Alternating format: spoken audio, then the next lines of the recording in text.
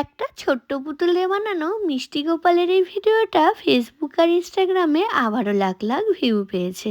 তোমাদের অসংখ্য ধন্যবাদ আমার কাজগুলোকে এত পছন্দ করার জন্য। সেখানে তোমাদের প্রচুর কমেন্ট পেয়েছি কিভাবে বানালাম, কি ইউজ করলাম এগুলো সম্বন্ধে, তাই তোমাদের জন্য রইলো পুরো ভিডিও। আমি এখানে একটা ছোট্ট পুতুলের উপর সুপার ক্লে দিয়ে কাজ করেছি, তোমরা চাইলে মোল্ডেড ক্লে দিয়েও কাজ করতে পারো। এই পুতুলের কানগুলো আমার বড্ড ছোট মনে হয়েছিল, তাই কানগুলো আমি তৈরি করে নিয়েছিলাম আর নাকটাও একটু উঁচু করে নিয়ে চোখটা তৈরি করে নিলাম। আমি চেয়েছিলাম একদম আসলের মতো লাগুক আমার গপুকে, তাই জন্য আমি এখানে গোল্ডেন ফয়েল শিট গুলো ব্যবহার করেছি। অনেকেই জিজ্ঞেস করেছিলে আমি এটা কোথা থেকে নিয়েছি বা এর কোয়ালিটি কেমন।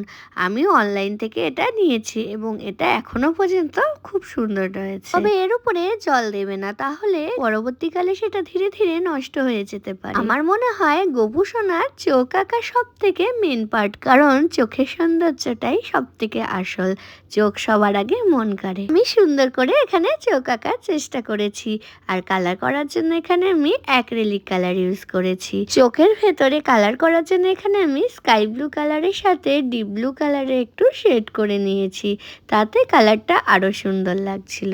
আর এখানে আমি কান, ঠোঁট এগুলো কালার করে নিয়েছি আর পায়ে আলতাও পরিয়ে দিয়েছি। গপু সোনার অঙ্গরাগ করার পর গপু সোনাকে একদম আসলের মতো লাগছিল।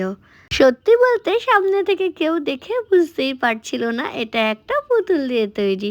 সকলে মনে করছিল আসল পেতলের গোপাল। হাতে ময়ূরের পালকও বানিয়ে দিলাম। আমি মনের মতো করে সাজিয়েছিলাম আমার গোপালকে। এরপরে গহনা পরাতে শুরু করলাম। ভাবলাম গোপালকে এভাবে রাখবো। ভিডিওতে তোমাদের প্রশ্ন করেছিলাম গপুকে এভাবে ভালো লাগছে না ওর জন্য পোশাক তৈরি করব। তাতে তোমরা প্রচুর কমেন্ট করেছো, তবে বেশিরভাগ সকলেই বলেছে গপুকে আরো সাজাতে আর পোশাক পরাতে। তবে গপুকে এভাবে সুন্দর লাগছে এমন কমেন্টও কিন্তু অনেক পেয়েছি। তাই তোমাদের বেশিরভাগের মত অনুযায়ী আমি গপুর জামা কাপড় তৈরি করা শুরু করলাম। তবে পোশাক তৈরি করা আমার প্রথম, আমার কিন্তু কোনো এক্সপিরিয়েন্সই ছিল না। আমি তেমন সেলাইও জানি না, মন থেকে ভেবে এই ড্রেসের ডিজাইনটা তৈরি করেছিলাম। তবে গপু সোনাকে পরে কিন্তু বেশ কিউট লাগছিল।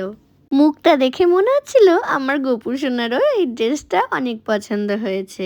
এবার গপুর জন্য একটা ভাবলাম মাথার চূড়া আর কানের মালাও তৈরি করে দিই, তাই আমি মুক্ত পুঁথি নিয়ে বসে পড়লাম কাজ করতে। কানের মালার পরানোর পর মাথার মুকুটটা নিয়ে ভাবতেই মাথায় এলো ময়ূরের পালক দিয়ে একটা মুকুট তৈরি করে দিই।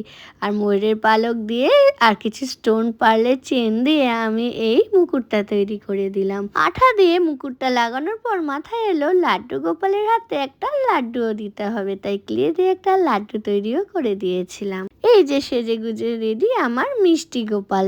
আমার মিষ্টি গোপালকে তোমাদের কেমন লাগছে তোমরাই বলো। মন থেকে ভেবেছিলাম একদম আসলের মতো গপুকে তৈরি করব। কতটা পেরেছি তোমরাই জানিও। আমার ভিডিও যদি তোমাদের ভালো লাগে লাইক করে ভিডিওটা একটা কমেন্ট করে যেও, আর খুব ভালো লাগলে ভিডিওটা শেয়ার করতে ভুলো না। তাহলে আজকের জন্য আসছি, বাই বাই।